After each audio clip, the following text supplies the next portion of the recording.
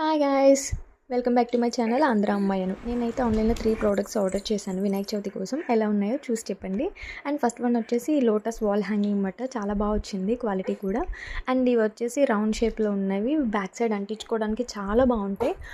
దూడ పాలు తాగుతున్నట్టు పాలిచ్చి అవి ఇంట్లో పెట్టుకుంటే మంచిది అంటారు కదా.